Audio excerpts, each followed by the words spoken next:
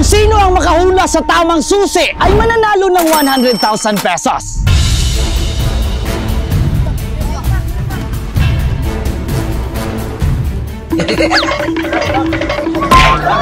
Siyempre, hindi madali ang kanilang pang-akyat dahil ang hagdanang ito ay punong-puno ng mantika.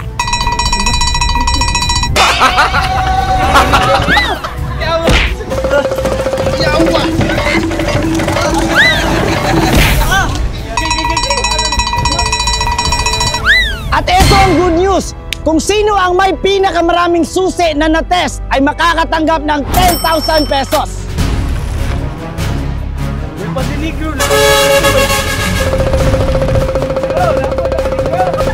Sobrang nakakagigil ang larong ito. Yung malapit ka na sana, pero nadulas pa.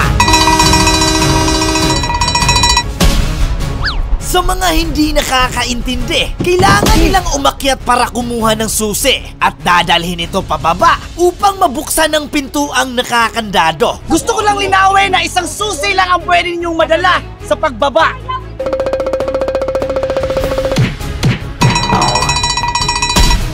Kung sino man ang unang makakabukas ay mananalo ng 100,000 pesos. In the name of God! Digaw. O Sara. Ayan makay, uli ko. Oh. Nope.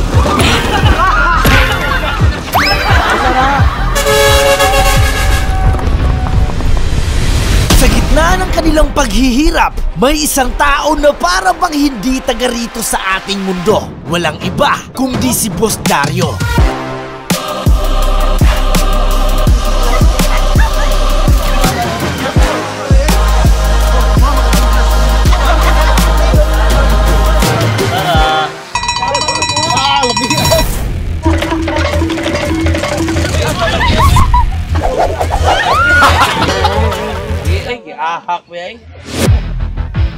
Lahat ay namamangha sa abilidad ni Dario dahil siya lang ang nakakagawa nito. Sa sobrang dulas ng hagdanan, halos hindi na sila nakakaakyat. Pero kay Dario ay nilalakad na lang. Ilang bisis na akong pabalik-balik, wala pa rin. Sumakit na yung puwit ko! Paano naluluto na yung paa namin? Ito na yun! Wag yapon. Muna yung mga mandiri! Ma! Ikaunom na ko ninyaw, wala gyapon. Pagpitugoy, sana ito na para magkapera tayo. No. Pero pumita ng pera. Sana nang laban na lang ako. Walang kwinta! Ginagawa mo!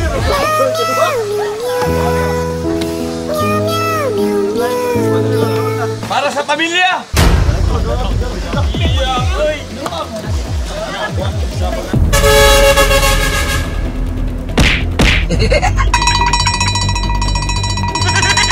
Para nangihina na ako mga idol. Gusto ko ma-surrender po, padayon! Huwag ka niya na-i-briefing! Inita, luboto kayo, bang aliagong pa kayo.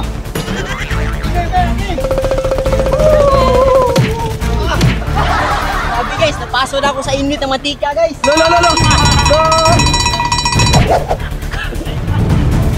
Kwentole! Nananaw ka!